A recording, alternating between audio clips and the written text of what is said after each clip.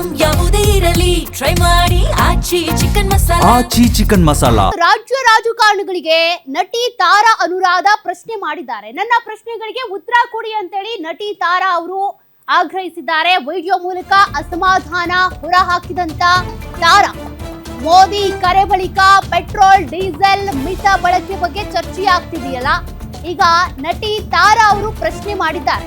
ನನ್ನ ಪ್ರಶ್ನೆಗಳಿಗೆ ರಾಜ್ಯ ರಾಜಕಾರಣಿಗಳು ಉತ್ತರ ಕೊಡಬೇಕು ಅಂತ. ಪ್ರಧಾನಿ ಕರೆಯನ್ನ ರಾಜ್ಯ ನಾಯಕರು ಹಗುರವಾಗಿ ತೆಗೆದುಕೊಳ್ತಿದ್ದಾರೆ. ಇದು ನಿಜಕ್ಕೂ ಸಂಕಟ ಆಗುವಂತ ವಿಷಯ ಅಂತ ತಾರಾ ಬೇಸರ ಹೊರಹಾಕಿದ್ದಾರೆ.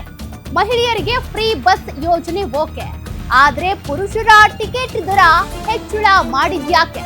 ಕರೆಂಟ್ ಬಿಲ್, ಹಾಲಿನ ದರ ಹೆಚ್ಚಳ ವಿರುದ್ಧ ಕಿಡಿಕಾರಿದಂತ ನಟಿ ತಾರಾ ಈ ಮೂಲಕ ರಾಜ್ಯ ಸರ್ಕಾರದಲ್ಲಿ ಈಗಾಗಲೇ ರಾಜ್ಯ ರಾಜಕಾರಣದಲ್ಲಿರುವಂತಹ ನಾಯಕರಿದ್ದಾರೆ. ಅನೇಕ ರಾಜಕಾರಣಿಗಳು ಪ್ರಧಾನಿ ನರೇಂದ್ರ ಮೋದಿ ಅವರ ಕರೆಯನ್ನ ಟೀಕಿಸಿ ಈಗಾಗಲೇ ಅನೇಕ ಹೇಳಿಕೆ ಕೊಡ್ತಾ ಇದ್ರಲ್ಲ, ಅದಕ್ಕೆ ಸಂಬಂಧಪಟ್ಟಂತೆ ನಟಿ ತಾರಾ ಅನುರಾಧ ಒಂದು ವಿಡಿಯೋ ಮಾಡೋದ್ರ ಮೂಲಕ ಹಲವು ಪ್ರಶ್ನೆಗಳನ್ನ ಕೇಳಿದ್ದಾರೆ. ನಂಗೆ ಉತ್ತರ ಬೇಕು ಅಂತ ಒತ್ತಾಯಿಸಿದ್ದಾರೆ.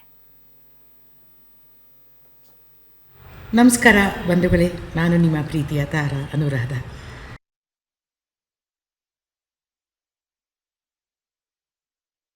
ಇತ್ತೀಚೆಗೆ ಮೋದಿರವರು ಪೆಟ್ರೋಲ್ ಡೀಸೆಲನ್ನು ಮಿತವಾಗಿ ಬಳಸಿ, ಚಿನ್ನ ಖರೀದಿಯನ್ನು ಮುಂದಿನ ವರ್ಷಕ್ಕೆ ಇಟ್ಕೊಳ್ಳಿ, ವಿದೇಶ ಪ್ರಯಾಣಗಳು ಅದೆಲ್ಲ ಸ್ವಲ್ಪ ಕಡಿಮೆ ಮಾಡಿಕೊಳ್ಳಿ ಅನ್ನೋ ನಿಟ್ಟಿನಲ್ಲಿ ಒಬ್ಬ ನಮ್ಮ ದೇಶದ ಪ್ರಧಾನಿಯಾಗಿ ಜವಾಬ್ದಾರಿಯುತ ಒಬ್ಬ ಅಣ್ಣನಾಗಿ, ಅಪ್ಪನಾಗಿ ನಮಗೆಲ್ರಿಗೂ ಕೂಡ ಒಂದು ಸಂದೇಶವನ್ನು ಕೊಟ್ಟರು. ಬಟ್ ಈ ಸಂದೇಶ ತುಂಬ ಜನಕ್ಕೆ ಇಷ್ಟ ಆಗಲಿಲ್ಲ ಅನ್ನೋದು ಭಾಳ ಆಶ್ಚರ್ಯ. ಮತ್ತು ಅದರ ವಿರುದ್ಧವಾಗಿ ಮಾತಾಡ್ತಿರೋದು ಕೂಡ ತುಂಬ ಇದ್ಯಾಕೆ ಹೀಗೆ ಮಾತಾಡ್ತಿದ್ದಾರೆ, ಇವ್ರಿಗೆ ಗೊತ್ತಿಲ್ಲದೆ ಮಾತಾಡ್ತಿದ್ದಾರಾ ಅಂತ ಅನಿಸುತ್ತೆ. ಆದರೆ ತಿಳಿದವರು, ರಾಜಕೀಯದಲ್ಲಿ ಧುರೀಣರು, ಹಿರಿಯರು, ನಾಯಕರುಗಳು ಕೂಡ ಈ ರೀತಿ ಮಾತಾಡುವಾಗ ಹೇಗೆ ಇವ್ರು ಮಾತಾಡ್ತಿದ್ದಾರೆ ಅನಿಸುತ್ತೆ. ಆದರೆ ನಮ್ಮ ರಾಜ್ಯದಲ್ಲಿ ಕೆಲವು ಹಿರಿಯ ರಾಜಕಾರಣಿಗಳು, ಹಿರಿಯ ನಾಯಕರು ಇವರು ಅದರ ಬಗ್ಗೆ ಒಂಥರ ಕೇವಲವಾಗಿ ಮಾತಾಡ್ತಿರೋದು ನೋಡಿ ನನಗೆ ನಿಜವಾಗ್ಲೂ ಸಂಕಟ ಅನ್ನಿಸ್ತು.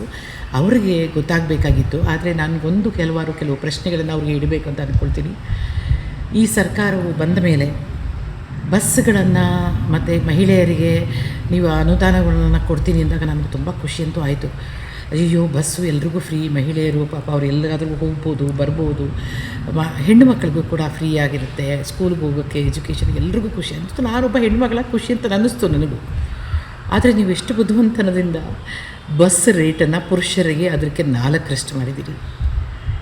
ಆಮೇಲೆ ಕರೆಂಟು 200 ಯೂನಿಟ್ಗಳನ್ನ ಕೊಡ್ತೀನಿ ಅಂತ ಹೇಳಿನೇ ಒಂದೊಂದು ಯೂನಿಟ್ಗೂ 4ರಷ್ಟು ಜಾಸ್ತಿ ಮಾಡಿದ್ದೀರಿ.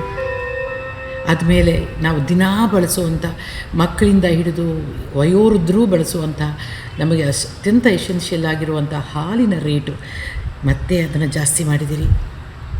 ಅಷ್ಟೇ ಅಲ್ಲ, ಪೆಟ್ರೋಲ್ ಡೀಸೆಲ್ ಈಗಾಗಲೇ ಅದರದ ಕೊರತೆಯನ್ನು ಅನುಭವಿಸ್ತಾ ಇದ್ದೀವಿ.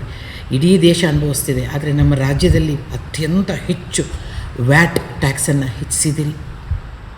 ಅದಾದಮೇಲೆ ರಿಜಿಸ್ಟ್ರೇಷನ್ ಸ್ಟ್ಯಾಂಪ್, ಅಯ್ಯೋ ಯಪ್ಪ, ಅದು ಎಷ್ಟು ರೀ, 2ರಷ್ಟಲ್ಲ, 3ರಷ್ಟಲ್ಲ, 4, 5ರಷ್ಟು ಏರಿಸಿದ್ದೀರಿ. ಇದಕ್ಕೆಲ್ಲ ನಿಮ್ಗೆ ಉತ್ತರನೇ ನೀವು ಕೊಡೋದಿಲ್ಲ. ಮತ್ತು ಮೋದಿರವರು ಯಾಕೆ ಹೇಳಿದರು ಅಂತ ಪ್ರಶ್ನೆ ಮಾಡ್ತೀರಿ. ನಿಮ್ಗೆ ಈ ಪರಿಸ್ಥಿತಿ ಬಗ್ಗೆ ಅರಿವಿಲ್ವೇ? ನಮಸ್ಕಾರ ಬಂಧುಗಳೇ,